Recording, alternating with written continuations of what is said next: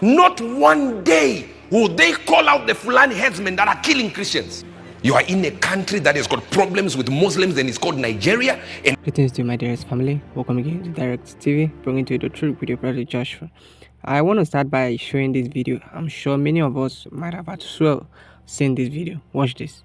We are tired to be outside performing burial every day, and they expect us to silence. Now is an order.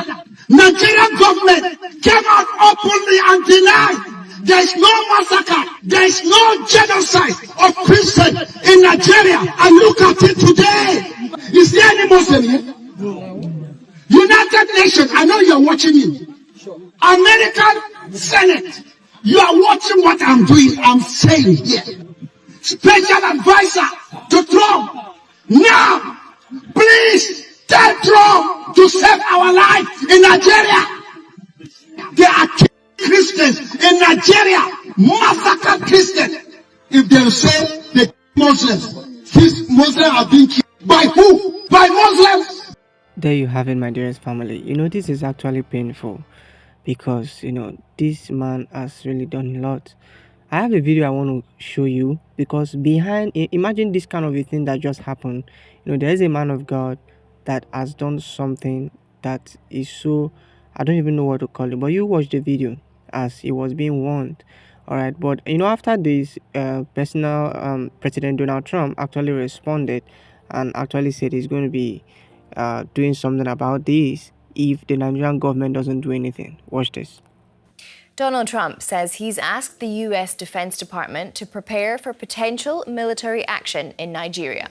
The U.S. president says it's because Nigeria's government is failing to stop what he calls the persecution of Christians. In a social media post, Trump said the U.S. is immediately stopping all aid and assistance to Nigeria. He went on to say he was instructing the military to prepare for possible action. Nigeria has denied the allegations. Well, DW's Misha Komodowski has more on Trump's threat. Well, President Trump has issued a message to the Nigerian authorities, and let me quote it in full. If the Nigerian government continues to allow the killing of Christians, the USA will immediately stop all aid assistance to Nigeria and may very well go into that now disgraced country, guns a-blazing, to completely wipe out the Islamic terrorists who are committing these horrible atrocities. I'm hereby instructing our Department of War to prepare for possible action. If we attack, it will be fast, vicious, and sweet, just like the terrorist thugs attack our cherished Christians. Warning, the Nigerian government better move fast, end of quote. And now, let's break it down. President Trump didn't specify which Islamic terrorist he meant. Boko Haram is the most well-known and historically deadly Islamist group in Nigeria. It's part of a wider network of extremist movements. The main jihadist group in the region today is the Islamic State West Africa province, which both the United States and the United Nations classify as a foreign terrorist organization. The United States has never carried out a large-scale or formal combat deployment, boots on the ground in Nigeria. U.S. involvement has been limited to, say, training, intelligence sharing, and counterterrorism support in coordination with the Nigerian government. So what led to Trump's warning here? The U.S. Commission on International Religious Freedom recently urged Washington to label Nigeria a country of particular concern in 2025 due to ongoing persecution of both Christians and Muslims. A bill was also introduced in the Senate to sanction Nigerian officials accused of enabling violence against Christians specifically. Notably, President Trump post refers to our cherished Christians, even though the United States is not officially a Christian nation. Nigeria's religious conflict is complex. Both Christians and Muslims suffer violence, though the dynamics differ by region.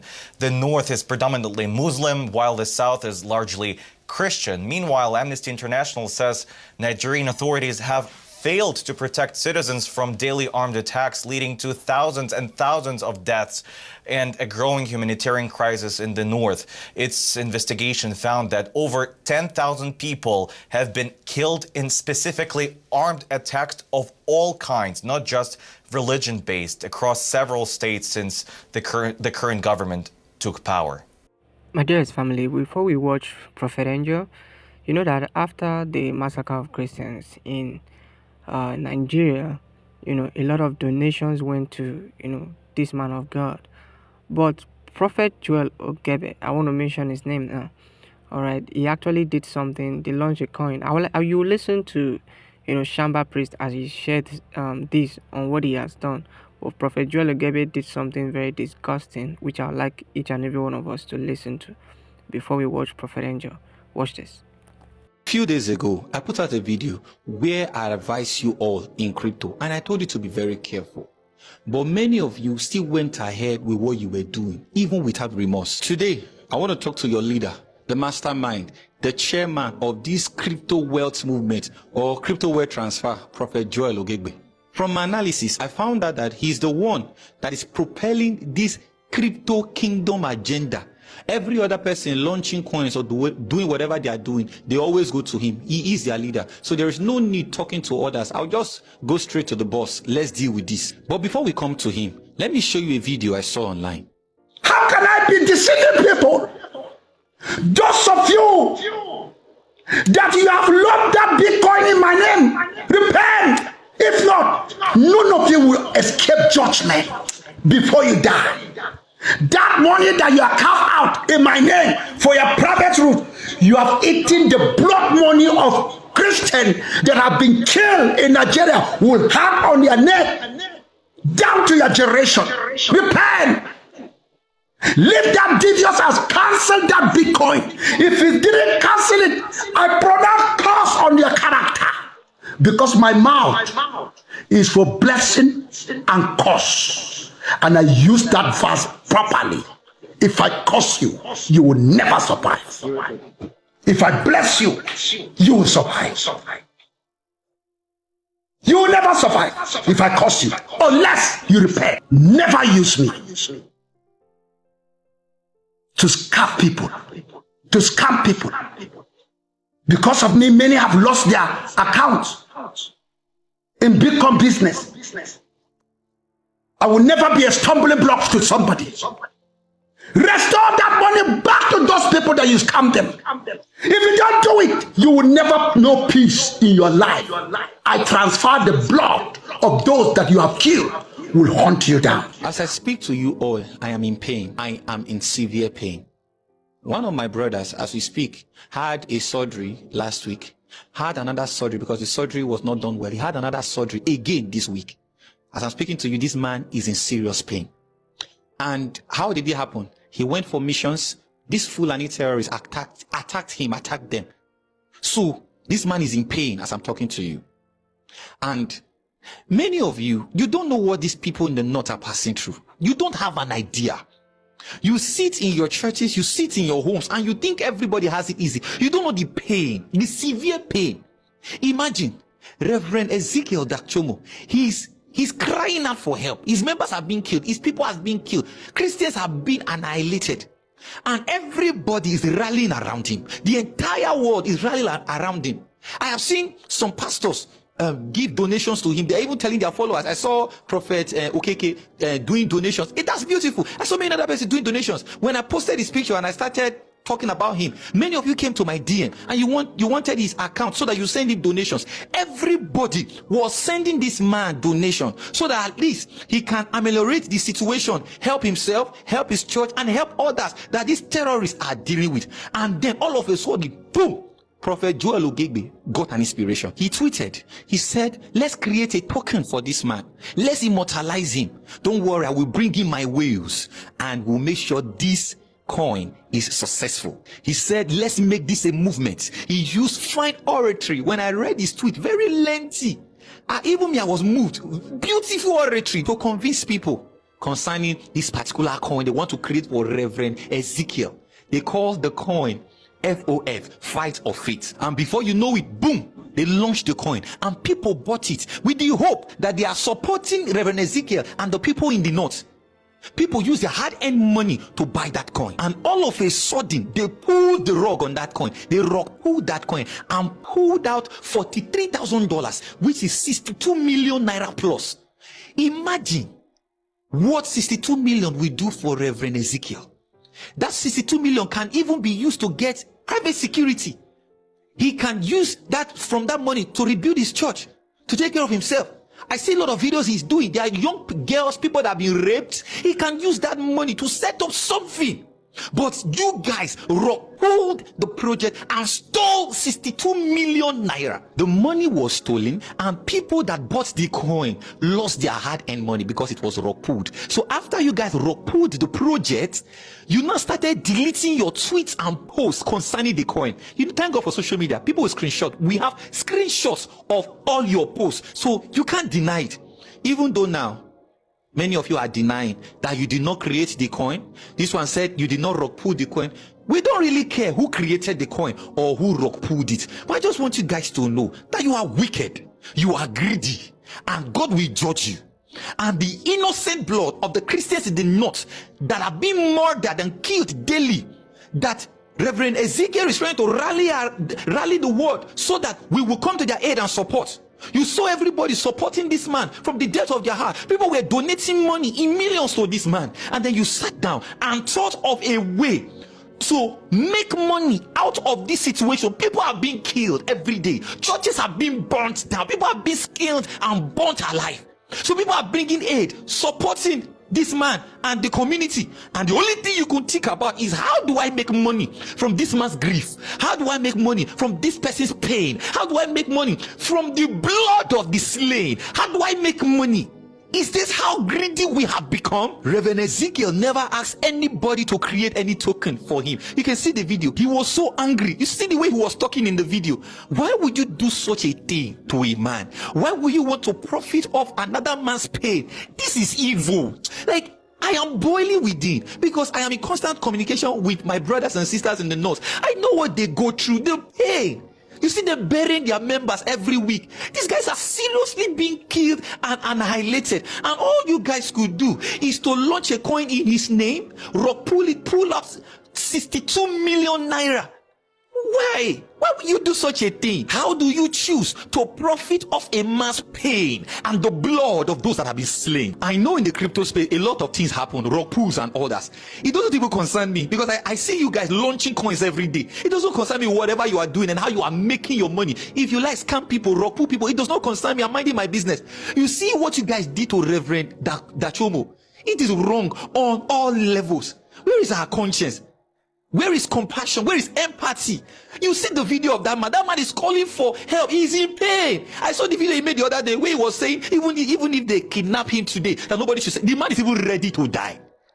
The man is in serious pain, and somebody will do this. Do you want to profit off? Is that how greedy we have become? Have we sold our heart to mammon? What is happening to us? And all of you that are launching coins and launching tokens, I am not against you launching coins. Please remove the name of our God from it. Please, you can launch your coins, do the gen trading, whatever, launch it, scam people, rock pull people, because the people are gullible. Human beings know the year word. Because once a person introduces himself as a pastor, Christians will become zombies. They don't use their brain anymore. They will not run any analysis. They will just go and buy. Prophet has said. Which prophet? They use prophecy for crypto. Not one day will they call out the Fulani headsmen that are killing Christians. You are in a country that has got problems with Muslims and it's called Nigeria, and your duty is to call out people who are in Zimbabwe. At one time, my son Bushiri had people just lying, people that he never met. He said, yeah, I met him. So one day they were calling a phone. I said, give me that phone. Who is calling? So these people just threatening me, extorting money. I said, I grabbed it. So yes, I want $10,000 or I'll come out and say this and say this. I said, oh, no problem. I will use 5,000 and send someone to kill you.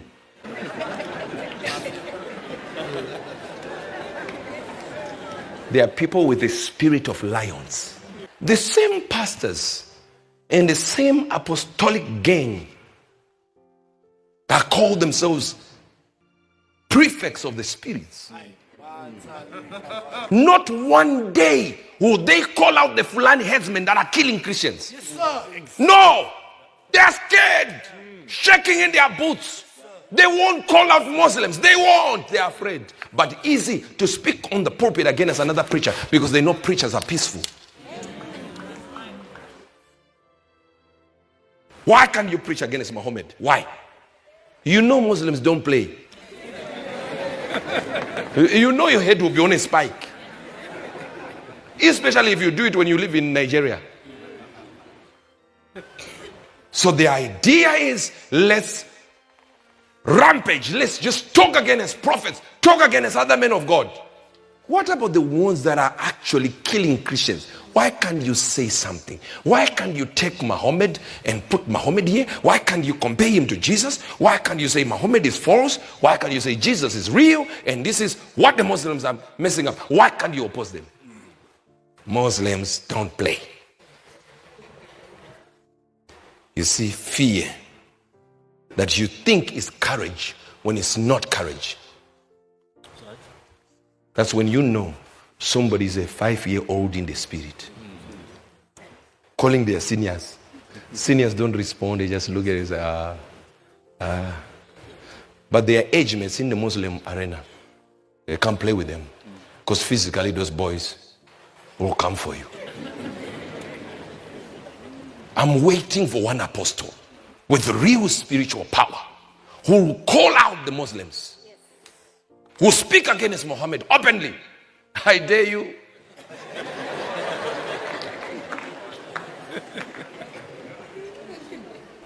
They won't do it.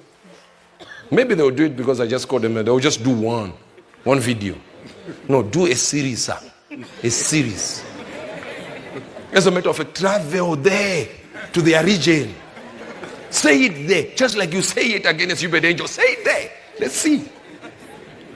You are in a country that has got problems with Muslims and it's called Nigeria, and your duty is to call out people who are in Zimbabwe. What about the Muslims there? Do you know Christianity is not as big as Islam in Nigeria?